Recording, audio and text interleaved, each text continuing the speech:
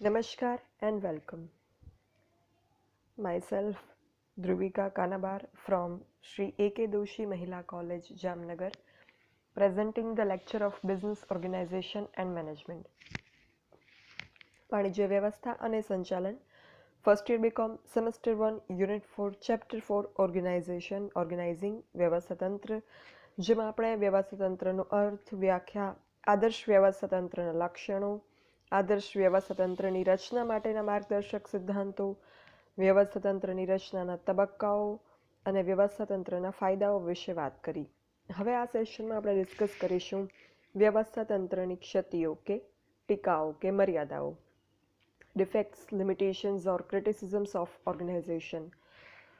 વ્યવસ્થાતંત્રની રચના જે છે એના માટેના જે કોઈ આદર્શ વ્યવસ્થાતંત્રની રચનાના માર્ગદર્શક સિદ્ધાંતો આપેલા છે, અગર એ સિદ્ધાંતોને ધ્યાનમાં રાખ્યા સિવાય વ્યવસ્થાતંત્રની રચના જો કરવામાં આવી હોય તો એમાં અમુક મર્યાદાઓ રહી જવાની શક્યતાઓ છે. એ કઈ મર્યાદા એની વાત કરીએ.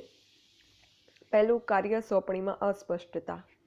નો ક્લેરિટી ઇન વર્ક ડેલિગેશન. કોઈ કાર્ય સોંપાયા વગરનું રહી જાય કે કોઈ કાર્ય બેવડાય ત્યારે આવી અસ્પષ્ટતા દેખાય. અમુક વખત એવું હોય કે અલગ અલગ કાર્યો હોય, અલગ અલગ વ્યક્તિઓને સોંપવાના હોય, એમાં કોઈ કાર્ય સોંપવાનું જ ભૂલાઈ જાય કે કોણે એ કરવાનું છે, અથવા તો કોઈ કાર્ય એક વ્યક્તિના બદલે આપણે બે વ્યક્તિને ભૂલથી સોંપી દઈએ, તો આવા સંજોગોમાં જે છે એ કન્ફ્યુઝન્સ ક્રિએટ થાય છે અને બિનકાર્યદક્ષતા ઉદ્ભવે છે.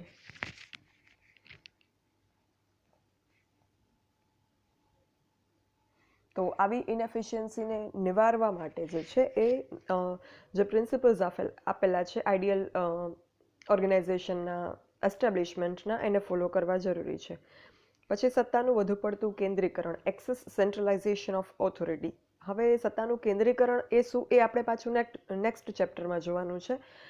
અત્યારે સિમ્પલ લેંગ્વેજમાં કહું તો સત્તાનું કેન્દ્રીકરણ એટલે બધી જ સત્તા એક વ્યક્તિને સોંપી દેવી. તો અગર સત્તાનું વધુ પડતું કેન્દ્રીકરણ કરવામાં આવે, જેમ કે નીચલી કક્ષાના કર્મચારીઓને એમની જવાબદારી અને કાર્ય અનુસાર સત્તા સોંપવામાં ન આવે, પરંતુ સત્તા જે છે માત્ર ને માત્ર ઉચ્ચ સંચાલકોને જ સોંપવામાં આવે, તો ઘણી વખત અમુક કાર્ય જે છે એમાં સમય લાગી જાય છે, કારણ કે એ કાર્ય માટેની જે મંજૂરી છે એ ઉચ્ચ સંચાલકો પાસેથી મેળવવી પડે છે. અને આ વસ્તુ ન થાય એટલા માટે થોડા ઘણા અંશે જેટલી જવાબદારી સોંપવામાં આવે છે જે કર્મચારીને નીચલા વર્ગના, એટલા અંશે એમને એ સત્તા જે છે એ સોંપવી જોઈએ. કારણ કે જવાબદારી આપી છે તો સાથે સત્તા સોંપી હશે ત્યારે જ એ વ્યક્તિ એ કાર્ય કરવા માટે સક્ષમ બનશે.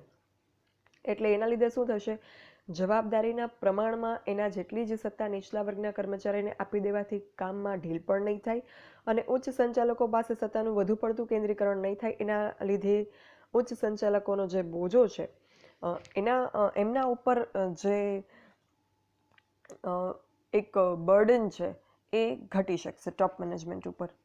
એના પછી રૂઢિચુસ્તતા અને જડતા, ટ્રેડિશનલિઝમ એન્ડ રિજિડિટી. વ્યવસ્થાતંત્ર જે છે એ પરિવર્તનશીલ હોવું જોઈએ, સમય સંજોગની સાથે એમાં પરિવર્તનશીલતા હોવી જોઈએ. અગર એ ન હોય, એટલે કે રૂઢિચુસ્ત હોય કે જડ હોય, તો ડેવલપમેન્ટ જે નવા નવા ચેન્જીસ આવે છે એને એ અપનાવે નહીં તો વિકાસ ના થાય. અને રૂઢિગત કાર્ય રૂઢિગત રીતે જ કર્યા કરે તો એ વસ્તુ વિકાસને અવરોધે છે અને બિનકાર્યક્ષમતા એના લીધે સર્જાય છે કે જે અલ્ટિમેટલી એકમ માટે નુકસાન કરતા છે.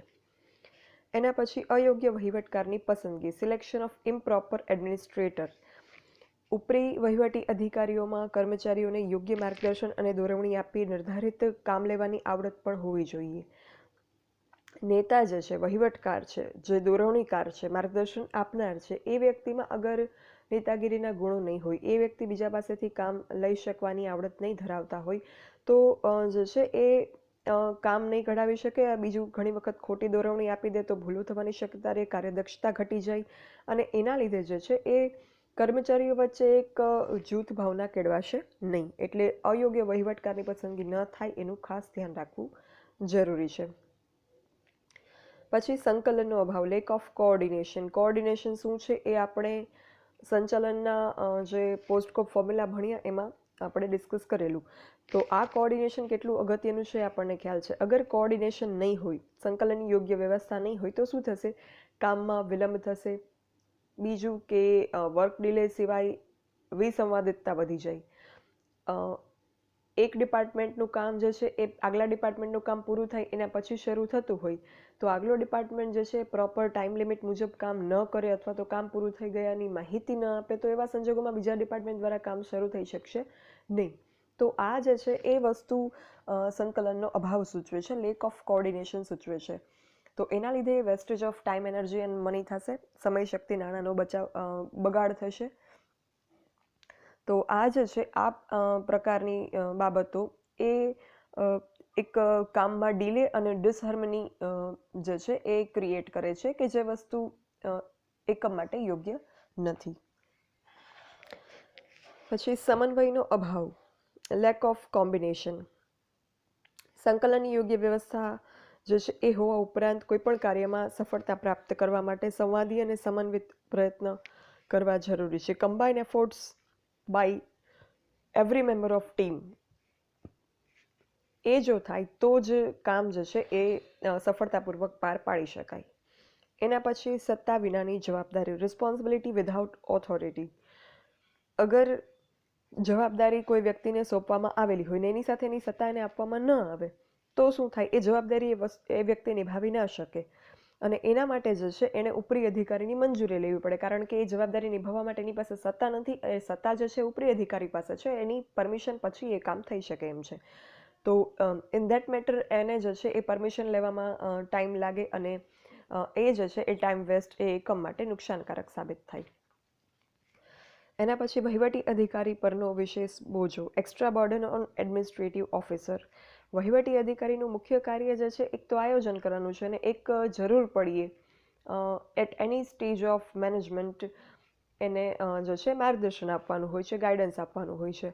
પણ એ સિવાય જો એને ઘણા બધા પ્રકારના કામ સોંપી દેવામાં આવે તો એનો વર્કલોડ જે છે એ વધી જશે અને એના લીધે એ જે એને મુખ્ય બાબતો ઉપર ફોકસ કરવાનું છે, જે પ્રાઇમ એરિયાઝ છે કે where administrative officer need to be focus, એ નહીં થઈ શકે અને એ વસ્તુ અલ્ટિમેટલી જે છે એકમ માટે નુકસાનકારક સાબિત થશે.